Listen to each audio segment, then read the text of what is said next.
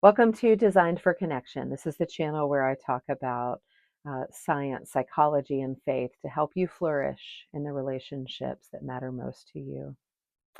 So, I want to tell you a little story um, that is not new, um, and it starts with shame.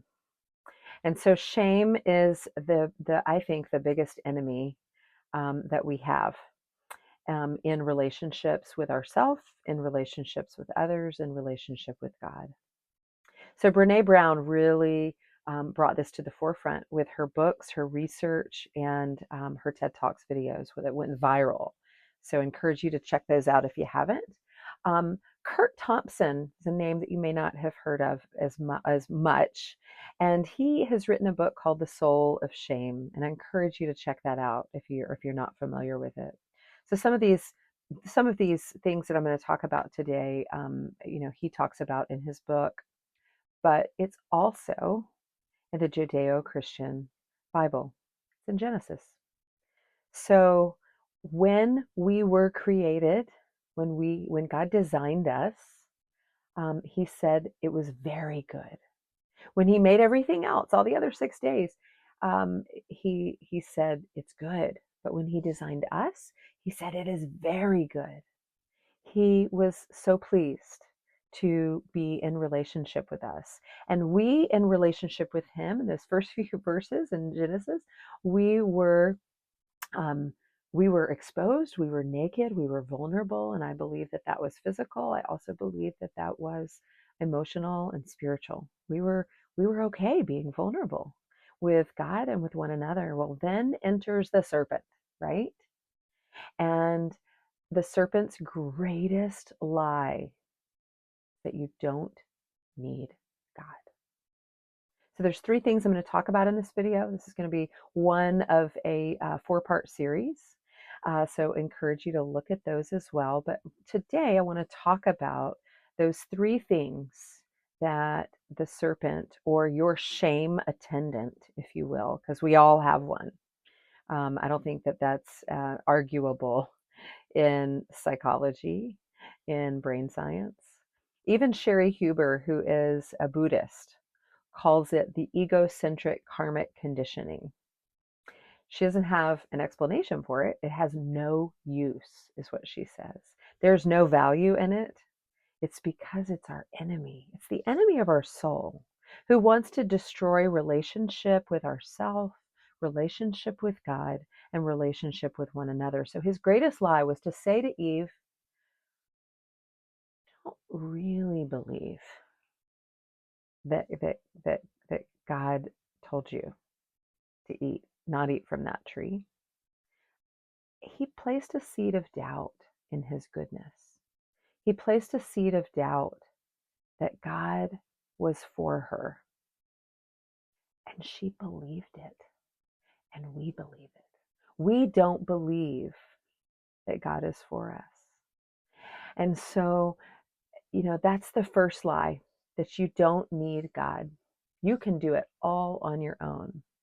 And we're going to talk more about that, specifically how attachment theory and psychology plays into this, how it plays into our relationships, the way that we interact, the way that we protect ourselves, the way that we defend. Okay, so number one lie is you don't need God. Number two lie is you don't need each other. You can just do it all on your own. And don't we all make stories in our head?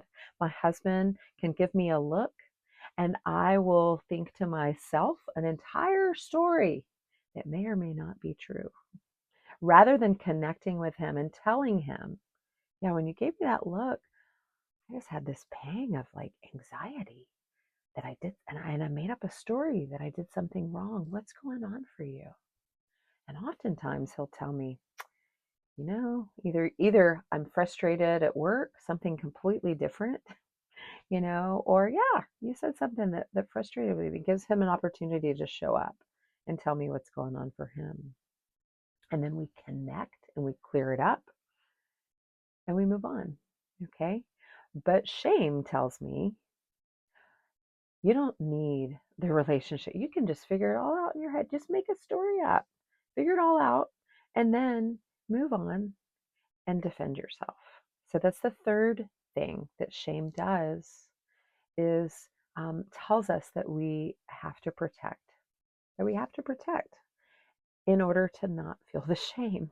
So it's like this threefold lie, and it is so painful, and we're all acting out of those that root, the root of shame in our relationships, when we defend, when we protect, when we throw darts, and there's all a myriad of ways that we do all of these things that I'm going to talk about in another video. But I want to be clear that these are the three roots. And when we can get to the root, when we can, and I'm going to talk about ways that we can start to kind of move towards an antidote for these three things. It's not simple, but it's possible. Three things.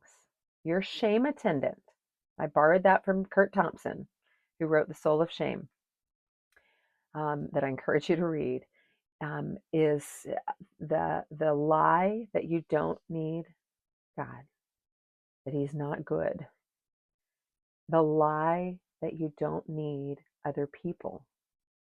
And so you can just do it all by yourself. And we live in a great culture for that, right? An individualistic culture. And number three, you need to protect yourself, because other people and God are not safe.